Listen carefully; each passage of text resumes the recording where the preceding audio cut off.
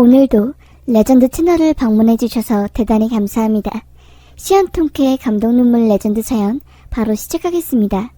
안녕하세요. 저는 저기 남해바다에 사는 남자입니다. 인적 드문 시골에 아픈 부모님을 모시며 농사도 짓고 배 타서 고기도 잡고 하며 살고 있는 사람입니다. 촌에 살다 보니 장가를 늦게 갔어요.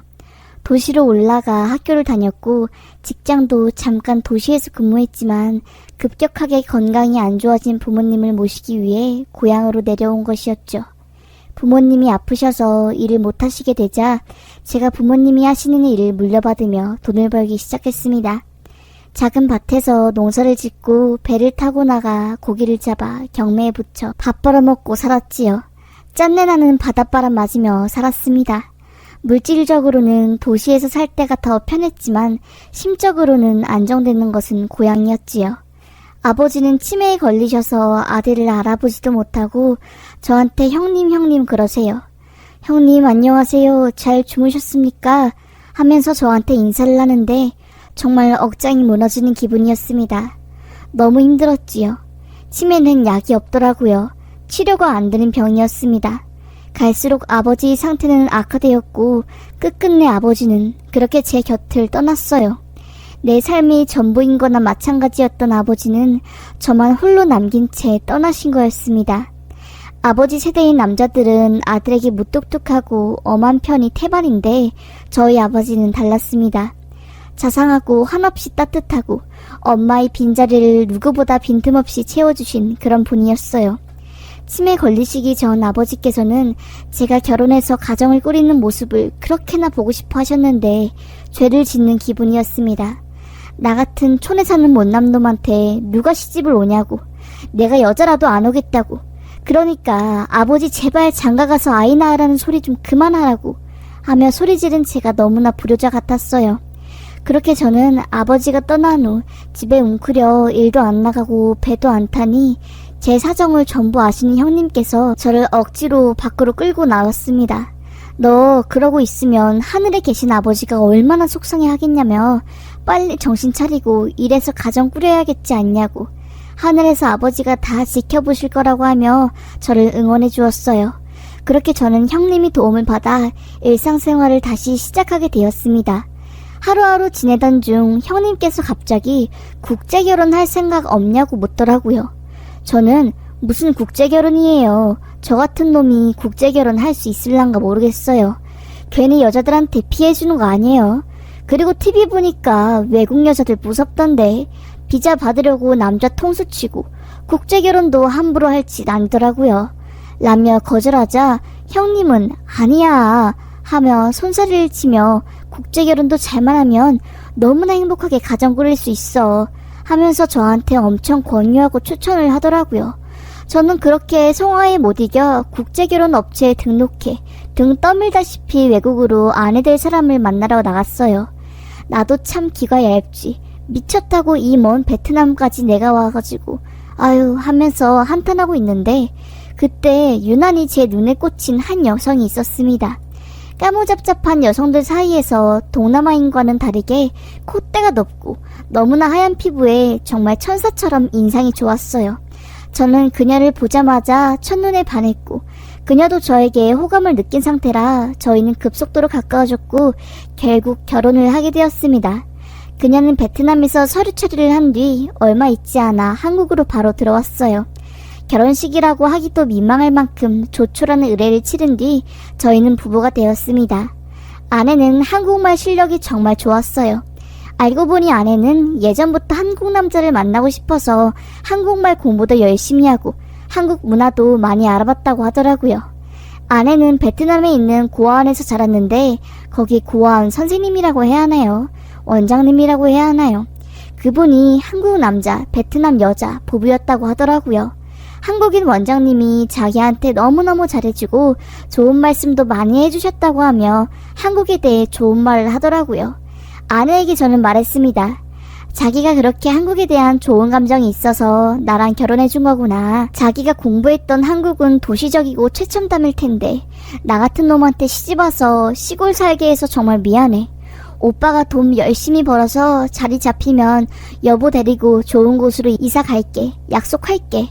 라고 하자마자 그녀는 나는 이런 곳이 훨씬 좋아요. 나는 이런 시골이 잘 맞아요. 내 고향에 온 느낌이라서 외롭지 않아요. 오히려 그리고 무엇보다 여기 친구들 많아요. 베트남 친구들 정말 많아서 외롭지 않고 재밌어요. 오빠 미안해하지 마요. 그러면 나 마음 아파요. 하면서 오히려 절 배려해주더라고요. 이 동네에 살고 있던 베트남 여자들 중에서 가장 한국말을 잘했던 아내는 베트남 혼혈 아이들을 불러서 한국어 교육도 해주고 정말 반듯하고 착하게 살았습니다. 동네 어르신분들도 어쩜 저래 맘씨가 곱고 착하냐면서 입이 닳도록 말을 하셨어요. 그러다가 너무나 충격적인 일이 터진 겁니다. 지금 생각해도 막 가슴이 벌렁거리고 쿵쾅쿵쾅 뛰어요. 제가 살고 있는 동네가 바닷가라 그런지 외국인 노동자들이 많고 소위 질이 안 좋다는 사람들이 좀 있습니다. 타지에서 온 아내는 제가 일 나갈 시간이면 고향에서 온 사람들과 자주 어울려 놀고는 했어요. 그중 몇 명은 이미 소문이 안 좋기도 하고 껄렁하기에 제가 아내에게 같이 놀지 말라고 여보한테 안 좋은 영향 끼칠 것 같다고 하면서 말했지요. 아내도 알겠다고 하면서 안 그래도 본인도 그럴 생각이었다고 하며 말하더라고요. 그런데 우려하던 일이 터지고 말았습니다. 동네가 발칵 뒤집힌 심각한 사건이었어요. 알고 보니 동네에서 혼자 사시는 독거 할아버지, 남자들을 대상으로 외국인 노동자 여자들이 그 짓을 하고 대가를 받았던 거였습니다. 그 사실을 알게 된 아내는 고향 친구들이니 그런 짓 하지 말고 한국에서 떳떳하게 살라고 하며 충고를 했는데 그 패거리들이 아내를 냅다 패고 폭력을 쓴 거였습니다. 아내는 그 충격으로 병원에 입원할 정도였어요. 그 짓거리를 한 노인들 중에는 제 아내를 유난히 이뻐해주던 동네 이장도 있었습니다. 정말 충격이 도가니였어요. 아내는 몸과 마음의 상처를 입고 완전히 기가 죽게 되었습니다. 동네에서도 동네에 살고 있는 동남아 여자들 천박하고 더러운 사람이라고 엄청 욕해 대고 장난 아니었습니다. 아무 죄 없는 와이프도 동남아 여자라는 이유로 동네에서 온갖 욕을 먹고 돌팔매질을 당했어요. 가장 아내를 심각하게 괴롭힌 사람은 앞집에 사는 70대 넘은 노인이었습니다. 그 노인은 제가 없는 시간을 틈타 아내를 집에서 끌고 와 더럽고 추악한 여자라고 마귀 같은 여자가 한국에 와서 남자들 망신시킨다면서 매질을 하고 마구잡이로 때렸습니다. 아내가 마당에서 70대 노인한테 마구잡이로 휘둘리고 있는 모습을 본 지나가던 아주머니께서 경찰에 신고하고 아내는 겨우 그 상황을 모면할 수 있었어요. 아내는 병원에서 치료를 받고 퇴원해 집에만 머물고 있었습니다. 한순간에 아내는 몸을 이리저리 굴리는 여자와 똑같은 취급을 받게 된 거였지요. 우리 아내는 오히려 동남아 친구들한테 그런 나쁜 짓 하지 말라고 말리다가 매질을 당한 사람인데 피해자는 오히려 우리 아내인데 더럽고 추악한 소문은 모두 아내를 향했습니다. 기진맥진해서 지쳐 쓰러져 있는 아내를 보니 눈물이 왈칵 나더라고요.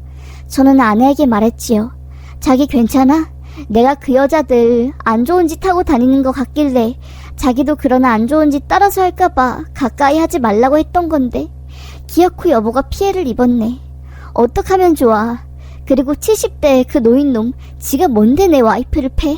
지가 뭔데 사건을 잘 알지도 못했으면서. 자기야 걱정하지 마. 자기 맞은 것만큼 내가 똑같이 복수해줄 거니까 하면서 끓어오르는 분노를 표출했어요. 너무나 화가 났습니다. 도저히 화를 삭힐 수가 없었어요. 아내를 몸파는 동남아 여자와 똑같은 취급을 한 거는 100번 참고 넘어갈 수 있어요. 그런데 죄 없는 아내를 끌고 냅다 팬 거는 정말 이건 아니지 않나요? 그렇게 화를 내고 있을 때 갑자기 아내가 힘겹게 말을 하더라고요.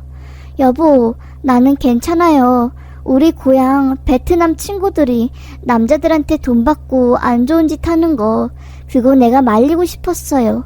나 고아원에서 자랐을 때 우리 한국 원장님이 그랬어요. 몸은 귀하고 소중한 거니까 함부로 쓰면 안 된다고. 그래서 나는 내 친구들도 그러길 바랐어요. 한국인들이 동남아 여자들에 대한 안 좋은 인식 가지고 있는 거 알아요. 그래서 동네 사람들이 나한테 안 좋은 시선, 몸 굴리고 다니고 그렇게 내 친구들이 한 짓 나도 한 것처럼 오해해도 나는 괜찮았어요. 그냥 내가 열심히 살고 사람들한테 잘해주면 내 진심을 알 거라고 생각해요. 폭력은 잘못된 거 맞아요. 그런데 자기 화내지 말아요. 복수는 또 다른 복수를 낳아요. 우리 용서해요. 그냥 우리 서로 사랑하며 좋은 것만 생각해요. 나 때린 사람 70대 할아버지잖아요. 할아버지예요. 생각 짧아요. 이해해요. 우리가 이해해야 해요. 여보, 제발 화내지 말아요. 나는 괜찮아요. 라고 하는데 눈물이 막 나더라고요. 아니, 이렇게 착한 여자가 있다니. 세상에, 너무 미안했습니다. 그렇게 아내는 치료를 마치고 집으로 다시 와 회복을 하고 평소처럼 살게 되었습니다. 물론 아내를 향한 동네 사람들이 따가운 몸소리는 변하지 않았지만요. 여전히 앞집 70대 할아버지는 아내가 지나갈 때마다 욕짓거리를 했지만요. 그렇게 가시밭길을 걸으며 살고 있던 어느 날 밤이 늦었는데도 아내가 집에 들어오질 않는 겁니다. 베트남 친구들이 그 짓거리를 하다가 경찰에 잡혀간 이후로 아내는 밖에 잘 나가지도 않고 나갔다고 해도 오후 6시 이전에는 꼭 들어오는 사람인데 밤 10시가 지나도 집에 들어오지 않으니 너무 불안했지요. 밖에 나가서 아내를 찾으려고 하는데 아니 앞집 할아버지를 찾는 목소리가 막 들리는 겁니다.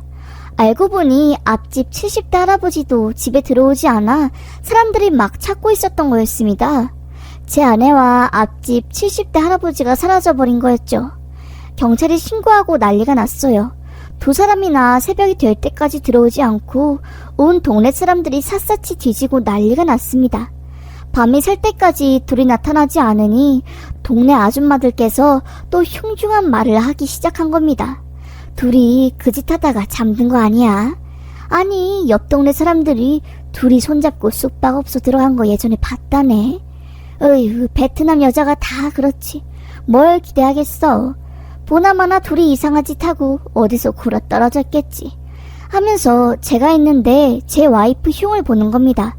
저는 바락바락 소리를 지르며 그딴 말 하지 말라고 천박하다면서 고함을 질렀어요. 그렇게 하룻밤을 꼬박 새고 동네를 계속 뒤지고 있던 중 냉동창고가 있는 쪽에서 아내의 신음소리가 희미하게 들려오는 겁니다. 하는 소리가 정말 아주 옅게 들려왔어요. 순간 내가 잘못 들은 건가 싶었지만 계속해서 그 냉동창고 안에서 아내로 추정되는 여자의 희미한 목소리가 들리는 겁니다. 그 냉동창고는 마을 공동으로 어업 작업한 것을 냉동해 놓은 창고였어요. 순간 정신이 번쩍 들면서 설마 와이프가 여기 있나 싶은 마음에 냉동창고 문을 벌컥하고 열었어요. 그러자 제 눈앞에는 차마 믿을 수 없는 장면이 펼쳐졌습니다. 앞집에 사는 70대 노인과 아내가 알몸으로 껴안고 있었던 거였습니다. 저는 화들짝 놀라 뭐 하는 거야? 하면서 달려가는데 아내는 이미 거의 정신을 잃은 상태였고 70대 노인도 거의 쓰러져가는 상태였어요. 수염에는 고드름이 하얗게 맺혀있을 정도로 내부는 매우 추운 상황이었고 둘이 몸은 얼음장처럼 차가웠습니다. 아내와 노인의 입술은 퍼렇게 질려 있었고 노인의 눈은 반쯤 뒤집힌 상태였어요. 너무 놀라서 화낼 겨를도 없이 119에 신고를 했습니다. 아내와 노인은 급하게 응급실로 이송되었고 치료를 받게 되었습니다. 쇼크가 온 노인은 위중한 상태였고 상대적으로 젊었던 아내는 일찍 정신을 차리게 되었어요. 저는 아내에게 도대체 이게 어떻게 된 일이냐며 물었습니다. 왜 너를 팬 그 노인과 알몸으로 붙어 있었던 거냐고 무슨 상황이냐며 말했지요. 그러자 아내는 여보, 나 동네 산책하다가 냉동창고 있는 곳에서 쾅쾅 하는 소리와 함께 살려달라는 목소리가 들려서 이게 무슨 소리지 하고 냉동창고 쪽으로 갔어요. 안에 사람 살려달라는 소리가 들리길래 문을 열었는데 창고 안쪽에서 냉동 생선 박스에 다리가 깔려 꼼짝 못한 70대 그 노인이 있었어요. 나를 이유 없이 패고 미워했던 그 사람 차마 외면할 수 없어서 내가 안에 가서 생선 박스를 옮겼는데 다 옮기고 나가려는데 안에서 문이 안 열리는 거예요. 안에서 문을 열 수 없는 구조였어요. 꼼짝없이 나랑 할아버지는 갇혔어요. 할아버지 너무 추워서 입 돌아가고 쓰러지길래 내 옷을 벗어서 드린 거예요. 나도 체온이 떨어져 나중 가서는 할아버지와 껴안으며 체온을 유지하는 수밖에 없었어요. 여보, 오해 말아요. 그런 사이 아니에요. 다른 사람이 나를 더러운 여자로 욕해도 상관없는데 여보가 나에 대해 오해하는 것은 나 너무 힘들어요. 나 그런 여자 아니에요. 더러운 여자 아니에요. 그냥 나를 괴롭히고 미워했던 할아버지지만 외면할 수 없어서 도와주다가 이렇게 된 거예요. 여보 하면서 엉엉 울더라고요. 아내는 냉동창고에 갇힌 그 할아버지를 도와주려다가 그렇게 된 거였습니다. 실종된 줄 알았던 아내와 할아버지는 냉동창고에서 거의 하루간 꼼짝없이 갇혔고 죽음을 기다리고 있었던 거였어요. 그 와중에 아내는 할아버지를 위한다고 옷까지 벗어주고 너무나 마음이 아팠습니다. 그렇게 본인을 이유 없이 때린 사람이 뭐가 중요하다고 본인이 옷가지를 벗어주는지 한심하면서도 살아있어줘서 고마웠어요. 저는 아내에게 말했지요. 나는 당신을 믿는다고, 절대로 의심하지 않는다고, 제발 다른 사람보다 당신을 먼저 1순위로 챙기라고 하며 펑펑 울었습니다. 그리고 한참 뒤 의식을 차린 70대 노인은 아내에게 살려줘서 너무나 고맙다고, 오해하고 미워해서 미안하다면서 사과를 했네요. 본인이 노인네라 그저 외국 여자한테 편견이 있었던 것 같다고, 과거의 자신이 너무나 밉고 한스럽고 후회된다고, 아마 자기는 죽어서 지옥불에 떨어질 것 같다고 하며 용서를 구하더라고요. 마음 착한 아내는 괜찮다며 용서를 했네요. 그렇게 이 사건 이후로 동네 사람들이 아내에 대해 생각하는 것이 180도 변했습니다. 더럽고 몸 굴리는 동남아 여자에서 사람 구해주고 멋진 여성이라고 생각이 바뀌었네요. 정말 아내는 대단한 여자였습니다. 본인 힘으로 자기에 대한 안 좋은 소문뿐만 아니라 동남아 여자에 대한 인식까지 바꾸었으니요. 정말 죽다 살아난 아내에게 이 한 몸을 바쳐서라도 잘해주려고 합니다. 제 사연은 여기까지였습니다. 감사합니다.